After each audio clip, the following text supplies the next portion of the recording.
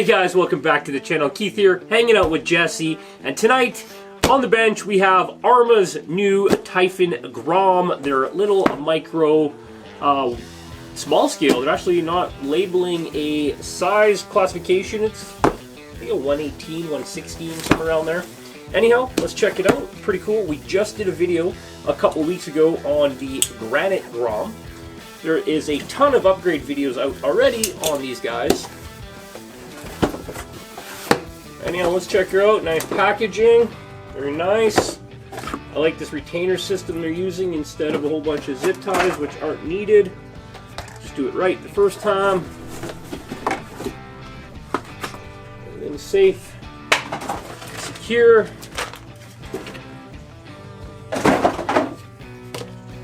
Okay guys, let's talk about what else comes in the box with that fabulous little buggy. Before we get into that buggy, we'll start with the radio. We have the Spectrum SLT2 radio, 2-channel radio. Works fabulous. It's pretty standard in a lot of the units that are pushing out these days. No complaints. It runs on 4 AA's in the bottom. The 4 AA's are supplied by ARRMA. That is becoming a dying thing. Not all companies are giving those up anymore, and it is nice because it is expensive buying a lot of batteries when you have a lot of remotes, so it's decent. The SLT2 radio has your 3-position power selector in the back, 50, 75, 100. It used to be okay, but we're in the generation no now, so you can't even turn that down and hand it to the kids. They'll just crank it up and break it anyway, so move on with that. Next, they give you the ARRMA cast 2mm driver and wheel wrench. It also looks like something else from that Netflix show. And they also give you the USB charger. If you have a lot of time, that's the charger that you can get away with. I think it's 4 hours on this guy or something. They're not quick, but they will get you rolling. They're good enough. We suggest investing in a Spectrum smart charger. They have a wide variety of cheap chargers from $80 all the way up to $200 for the good ones. They all work great. We recommend getting a smart with a G2 capability, because then you can just plug your battery right in and it'll take care of that for you. But in the intern, this works fine. We also get the ARRMA little collector card. It's nice. You got your support. You got the showcase. I guess you can see some pictures or something on the back there. Maybe it's manual information. Probably another bad translation from Chinese. But anyway, there it is. Also, it's already hole punch. We'll put that on. I got even keyring for all these things, I guess. We'll put that up there with the rest of them. You get the shock clip, so you can adjust your preload on the springs. Now remember guys, preload is only to set the ride height of the vehicle. Preload is not to set how strong your spring is and keep your car from bashing in the ground. Nothing will change that. You can put all these in there that might just overstress the spring, but essentially it will still have the same weight to it. So these are your ride height spring spacer clips.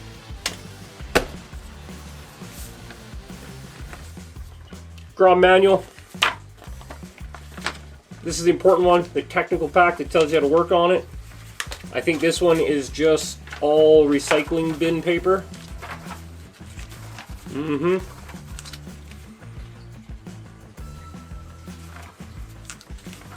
Nope, there is useful information in here. It's good to see. Lots of pictures. Few different languages. No complaints on that. That's actually good to see. I think this will be our fold out with the complete exploded view. A lot of pictures show you how to change your gear ratio. Very good for a beginner to get into the hobby. It's not, you know, it's a bit overwhelming, the hobby. There's a lot to learn, blah, blah. SLT2 radius, 2.4 gigs, and you just throw numbers all day long, and, you know, there's a lot going on in the hobby. So when you've got pictures and you're explaining gear mesh and ratios and all that stuff to people and they can understand what they're talking about, it's a lot better. Yeah. But I guess that's what YouTube's for too, right? So,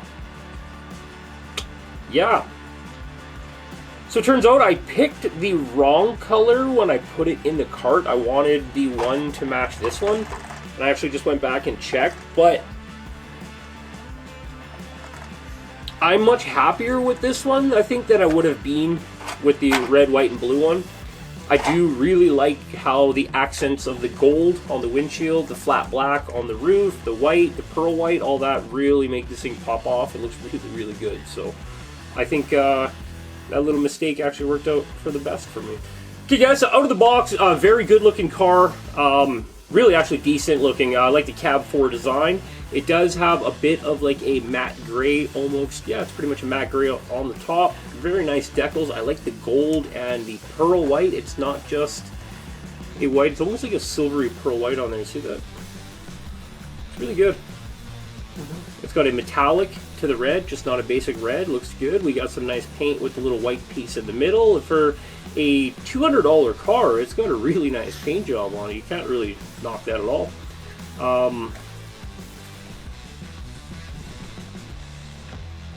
Cool. Well, there's that. Cool. So you just push back on that little tab to unlock that. And slide the body, lift up, and slide forward. Nice. That is cool. Yeah, definitely cool. They put little stickers on the inside of the body where parts like the wires and such are going to rub, or could rub on the body, the cooling fins and stuff. So that's pretty cool how they do that.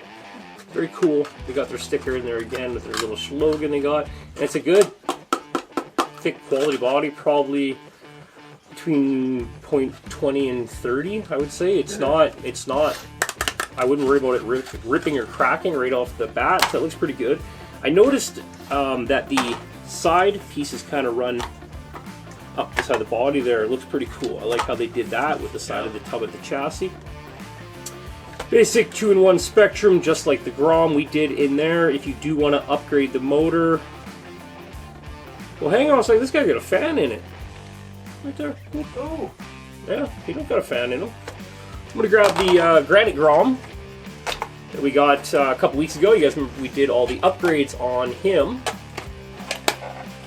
A little bit more finicky taking the body off this guy, but pretty simple still. Yeah, there's no cooling fan on him. Also, there's no room with the shorter package in there. He's got the red cooling fin for him. They are a little bit different, the cooling fin, this one, because of the shape of the body, of course. So that's cool. But yeah, no cooling fin on him.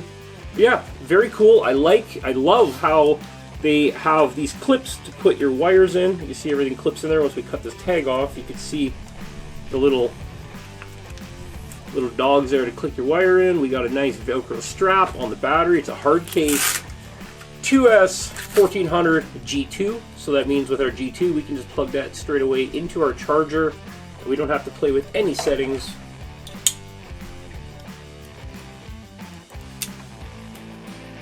G2 smart battery, basically just plug it into the charger and it will just fire up, charge as it wants to. So far, Jesse and I, as you guys have heard me probably say 10,000 times, we're loving the smart batteries. A lot of people are against them. A lot of people like cheap batteries. I just like things that work consistently all the time. So smart batteries, I'm loving them. They have Basher series 150Cs. We usually run 50 to 100Cs, so we're liking them. So great technology. But anyway, let's get back to the buggy at hand. Just like the Grom, everything is a clean, tight package. It does feel really quality. It doesn't feel like up here in Canada, these are I think $79, $89. For us, that is very cheap. We're not used to getting quality RC like this for that cheap. I know it is a small scale, but you can have just as much fun with a small scale as you can with a large scale. It all just depends on the setting you're in, right? So if you're having not enough fun, find a smaller track, find a different area, find some different people to run with. You should be able to get at least one of your buddies to buy one of these with you at the same time in the hobby. I know everybody's very we call it impulse buyers like myself in the hobby, so it's pretty easy to talk somebody into grabbing one. But now that we got two of them, they're both packed in the same power plant. Jesse and I can run these together. I'm gonna grab, it should fit on our scale. If not, I got the corner weights, but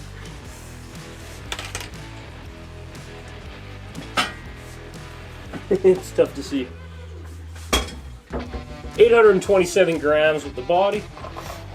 Okay, anyway, that's enough about that. Let's go back to talk about the car at hand. Anyhow, it is a four-wheel drive, independent, oil-filled shock, 58mm oil-filled shocks on. It feels very nice and plush out of the box. They definitely do have oil in them, but a lot of kits sometimes don't. Shaft-driven 4-wheel drive, 380 type motor, 2-in-1 ESC, sits right on top of a mini, I think mini-size servo they would call that one. Maybe it's micro, maybe it's mini, can't really see in there. Now I don't know if they have a servo saver. Yeah, there is a servo saver on the servo, so take all the tumbles you want, don't got to worry about that. Now this guy does have a skinnier wheel than the Grom, Granite Grom, like we just talked about earlier, more of a buggy type. I do like how they did these kind of like 1550 or turbo fans, or 1552. What's the name of that brand that makes those wheels like that? I think, yeah, that type of wheel. And the turbo, the rally type ones, they're pretty cool. A lot of the older race buggies like Kyosha had them. We used to make fun of them, call them Barbie wheels back in the day, but they've been around for a long time. The differentials on them are oil filled. It is a Metal Gear driveline, except for the gears inside the rear differentials. Those are plastic and those will fail. That's why we do have the upgraded differentials for it. They do last quite a bit out of the gate. No foam in the tires. They're just a rubber tire. They actually work very well. We're running them on the Granite Grom, running really good. And these guys being a little bit skinnier with the size of these buggies, the skinnier tire is going to get you a little bit more traction, get you moving quicker, where a fat tire is going to spend more time spinning and turning stuff up. Now, from our experience, Jesse and I found that skinnier tires get over the bumps and hits a lot better. A wider tire has a better chance of sending you for a tumble. So, yeah. Should be a lot of fun getting them out there ripping. Of course, before we get it out to the lot and go do some ripping, we are going to throw a bunch of upgrades at it. So we picked up the adjustable steering links from ARRMA. Now, a lot of people have mentioned that these have a habit of breaking. So just, if you do swap them in for more of like a bling effect, just keep your plastic ones handy. If you do snap one, you can go back to the plastic one while you're getting this warranted from ARRMA. They should take care of that for you. Also, we went to 58mm shocks from the Grom, or the Granite Grom.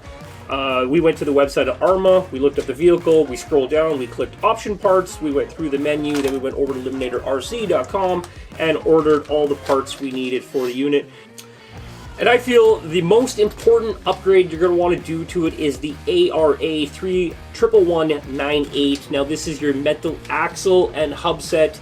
The factory, they come with metal drive shafts, but the end of the units, or the end of the hubs, are this weird plastic kind of thing. You take this nut off, you take a 2mm driver in the middle, you pull that out, then you'll see what we're talking about. It's kind of a weird setup. So this just converts it over to a standard hex with a wheel nut on it instead of this weird setup they come with. We understand they're doing it to keep the cost down, and they're selling you the option parts. It's nice they have the option parts immediately ready to go when it comes out. Now, if you guys want to see us throw those in, you can see Jesse hard at work putting the parts into the Grom. I think literally 3 videos ago. If you scroll back, it's pretty close. Or you can go check out a lot of other ones. We just want to do a quick unboxing. We do have a Castle brushless system on order for this guy. We are going to go to 3S, and we are going to try to hit some high speeds with this guy. Yeah, so after we convert this guy to full-on brushless speedrunner, we'll probably pick up another 1 or 2 of these guys. They are cheap enough where you can go grab one, talk one of your buddies into grabbing another one with you, and just box stock race them. I cannot express enough how much fun box stock racing is. It's not about who has more dollars or money. You can go literally pick this up, get a couple guys. You can even get a club started with just box stock racing, but the problem is nobody likes to stay box stock, and it gets out of hand quick. So it's nice to do when a vehicle is fresh and new to the market, because there's not a lot of options, not a lot of things happening for them. So get out there, race, and have some fun for at least this summer, and move on to something else from there. So anyhow, we're going to get the upgrades done on this. Remember, if you want to see that done, check them out. We'll see you guys in a later video. Everything is melting and making a huge mess outside, but very soon we're going to take these guys and make a big mess with them, as they are fully waterproof, and then we'll show you a really nice Cow RC cleaning video on them. So stay tuned for that. We'll see you guys in the next one.